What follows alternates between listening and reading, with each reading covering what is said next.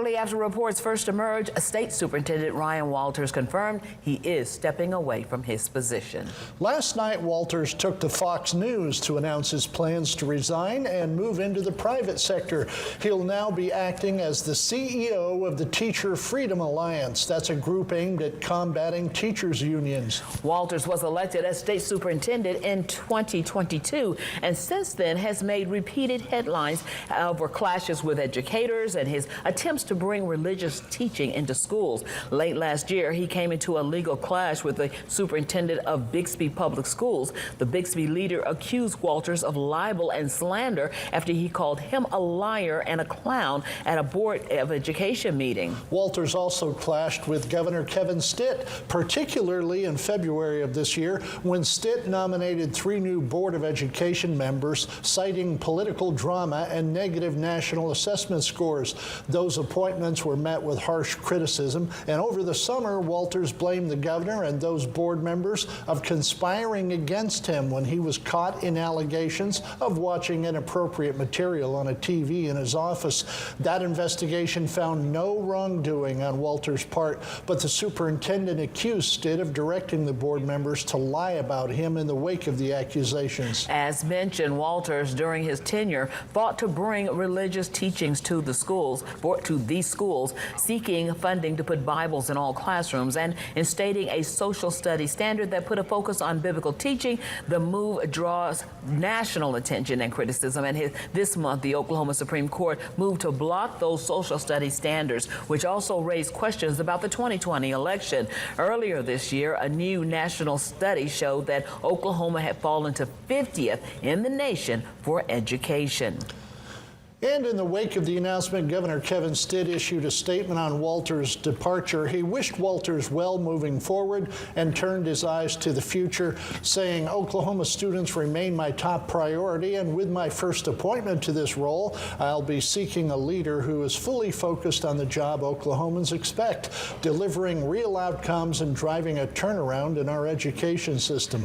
Meanwhile, Oklahoma Attorney General had harsher words for the outgoing superintendent. He slammed Walters' time overseeing the state's education, writing in part from the mishandling of pandemic relief funds that resulted in families buying Xboxes and refrigerators to the latest squabbles with board members over what was or wasn't showing on TV. The Stitt-Walters era has been an embarrassment to our state. It's time for a state superintendent of public instruction who will actually focus on quality instruction in our public schools. And today, 7 News political analyst Justin Rose spoke with Representative Daniel Pay of Lawton. He got the legislators' thoughts on the education shakeup.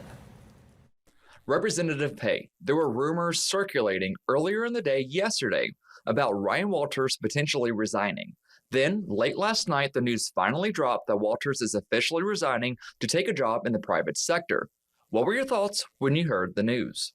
It certainly caught me by surprise that he is stepping down. You and I have talked a lot about him, and I have been on the record with other news outlets coming off of our discussion on political civility.